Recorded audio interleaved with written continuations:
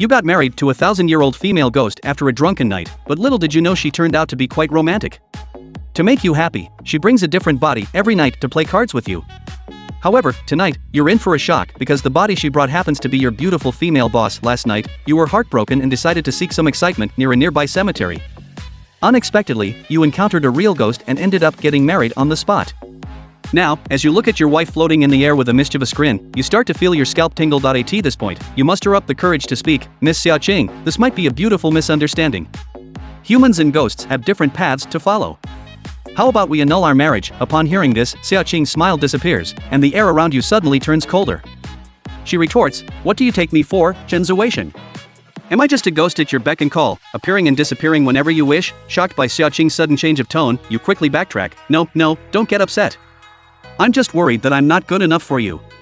I'm just an ordinary guy, and I'm afraid I can't live up to your expectations. Hearing this, Xiaoqing's smile returns, and she says reassuringly, "Don't overthink it, my dear. Now, get up and have some breakfast." As soon as she mentions breakfast, your mind conjures up images of worms or vague bloody scenes, and you can't help but gag. Xiaoqing rushes to your side, concerned, and pats your back. However, her hand passes right through you, as her ghostly form is insubstantial. "It's okay, honey. I'll get you a glass of water," Xiaoqing says, and she floats away to fetch it. While she's gone, you quickly put on some clothes and start to formulate a plan. It seems Xiaoqing is quite attentive to your needs, but you can't blindly trust a ghost. You need to test her patience and limits. When Xiaoqing returns with a glass of water, you take a sip but find it scalding hot. You accidentally spit it out and apologize. "I'm sorry, Xiaoqing, it's just too hot." Xiaoqing, looking genuinely concerned, replies, "I couldn't feel the water temperature. I didn't mean to burn you. I'm so sorry, my dear." You then mention having a chronic throat condition that makes you prone to gagging in the mornings. Xiaoqing offers to prepare your toothbrush and toothpaste, and everything is ready for you. After washing your face, a clean towel floats over to you, and Xiaoqing helps wipe away the water droplets. You begin to realize she's incredibly attentive to your needs. A breakfast consists of a boiled egg and 6 dumplings, skillfully prepared with a delicious meat filling. You're surprised at how tasty the dumplings are, considering she's a ghost. Xiaoqing appears eager for your approval. Feeling full and content, you come up with an excuse to leave, saying, "Alright, I need to get to work." Xiaoqing nods and says shyly, "Take care, dear. And tonight, don't get drunk. I have a surprise for you." You can't help but wonder what kind of surprise she has in store for you as you prepare to leave for work. Of course, it's the kind of thing a man desires at night, Xiaoqing said, blushing, before floating back to the kitchen and pretending to clean up the dishes. On your way to work, you couldn't focus on anything else but how to handle the surprise Xiaoqing had in store for you that night. You didn't even acknowledge your beautiful female boss as she walked by, which visibly annoyed her. She approached you with a stern expression and raised her voice, "Have you finished your design drafts? It's time to submit them. If you don't show them soon, don't bother coming in tomorrow." Your colleagues in the office area avoided eye contact and acted as if they didn't hear, not daring to speak up for you. You understood that rumors of possible layoffs had been circulating in the company, and you had unwittingly walked into the firing line. Realizing the situation, you decided to accept your fate. You'd been fired, and it was time to focus on dealing with your ghostly wife. You made up your mind not to run away but to confront the situation head-on. You spent the afternoon working out at the park and took a nap in a hotel room to ensure you had enough energy, so you wouldn't be completely drained by your ghostly wife. "Welcome back, dear," Xiaoqing said as soon as you entered the door. A chilly breeze swept in, revealing her elegant figure. You felt your scalp tingle at the sight. Xiaoqing lowered herself to the ground, and her ghostly hands, composed of ethereal energy, floated towards you, offering a pair of slippers for you to wear. You kicked off your shoes without hesitation.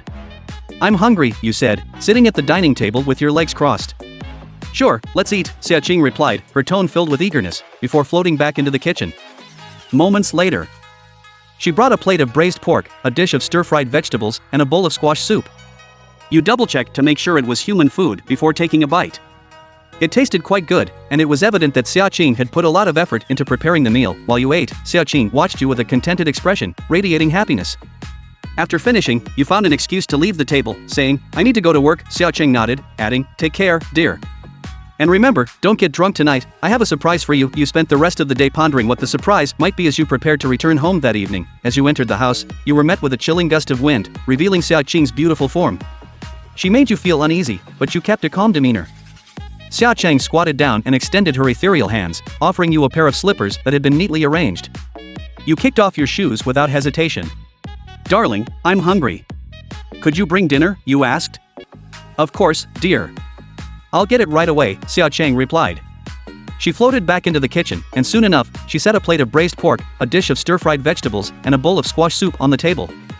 You took a cautious bite to confirm it was human food before enjoying the meal. While you ate, Xiaoqing watched with a happy expression, clearly pleased to see you enjoying the meal. After dinner, you invited Xiaoqing to accompany you for a walk downstairs in her human-like form. She was delighted to accept the offer, as it allowed her to go outside at night. You used this opportunity to discuss your situation. Darling, do you have any money? I was fired from my job today, and I'm currently short on funds, Xiaoqing replied reassuringly. Don't worry, dear. I'll bring you some money tomorrow. You felt guilty about taking advantage of her generosity. Okay, but please, no ghost currency. I need real Chinese yuan, of course. I'm not that naive, Xiaoqing replied with a smile. You couldn't help but feel grateful for her kindness. Darling, do you still want to go to work? If you do, I'll find a way to convince your boss to reconsider. If you don't want to work, I can take care of you, Xiaoqing offered. You considered your options and replied, I want to go back to work. Xiaoqing nodded, determined to help you in any way she could. A man is useless without a career, Xiaoqing said coquettishly and cute. Nodding her head. She reached out to take your arm, but you felt an icy chill and instinctively wanted to pull away. However, considering that your ghostly wife was providing money and being generous, you bit your lip and endured the cold, letting Xiaoqing get closer to you. Honey, I really like you, Xiaoqing said, bouncing around beside you. You couldn't bear to continue depleting her ghostly energy.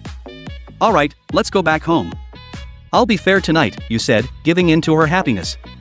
Okay, honey, you're so good to me. I was starting to feel weak, Xiaoqing replied. Back at home, Xiaoqing insisted that you take a shower while she went out for a moment. You agreed, as you were covered in sweat and needed to freshen up before the impending confrontation. Once you gave your consent, Xiaoqing transformed into ghostly energy and floated out of the window. After you finished your shower and lay in bed, you tried to calm the mix of excitement and fear in your heart. You had no idea what it would be like to fight a ghost. In this state of uncertainty, you lost track of time. Suddenly, there was a loud thud as the living room door opened and closed. You heard the distinct sound of high heels approaching. Confused, you sat up and went to investigate. What you saw left you astonished.